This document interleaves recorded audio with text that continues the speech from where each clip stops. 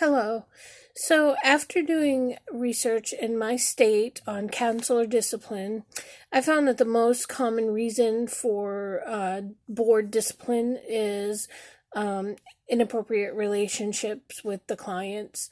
Um, my reaction to this is that we need to be extra careful when building a relationship with a client. While it's important that we have a relationship, it's also important to remember that what we do affects more than me and the client. It also affects everyone involved. Um, whether it be the family or my family or whatever. So, however, we need to be very careful on our relationships with the clients.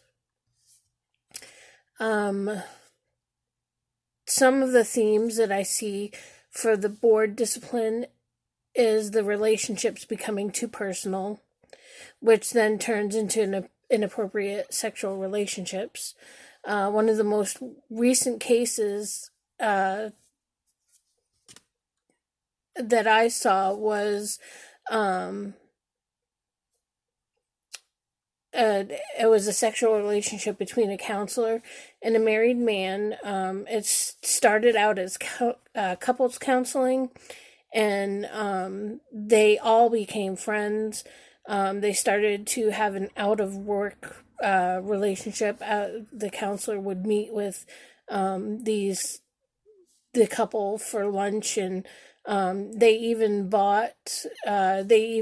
the counselor even helped buy some property, or helped them look for property to purchase for their own business. And pretty soon it turned into a relationship where the counselor would be meeting with the male, the husband, and they started having dinner together, and then it eventually led to sexual contact.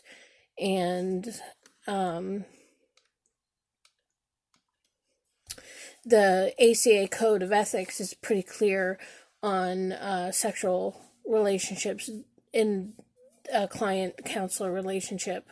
Um, and the ACA Code of Ethics A 5.7, sexual and romantic relationships with former clients, um, and sexual and or romantic counselor client interactions or relationships with their romantic partners is prohibited for a period of 5 years. Um, the for my state, they closely adhere to the ACA Code of Ethics, and the only difference was that it says for a period of 2 years. Um, the board had decided for their ruling that the counselor would be suspended for 2 years. She was ordered to go to psychotherapy twice a month for 1 year. After 1 year, she could apply again to get her license back. Also, during the time of her suspension, she had to enroll in a board approved 3 hour graduate class about ethical psychology practices. And after that, she had to do in writing whether if she wanted to come back to be a counselor again. And the board will decide if she's eligible and requires a fitness for duty evaluation. They may require, it's not a definite. And the fit for duty evaluations are an exam to see if you are psychologically fit or unfit to perform the job as a counselor.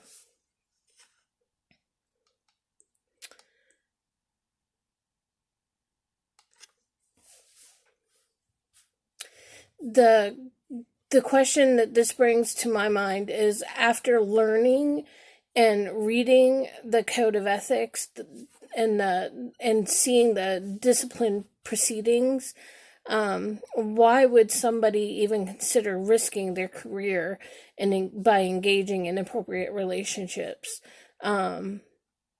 Because it will hurt them no matter what. Even if the board decides to take them back, it seems like this will forever follow them, and they would be under close scrutiny. And if others found out about it, it would make it nearly impossible for them to get clients. Thank you so much.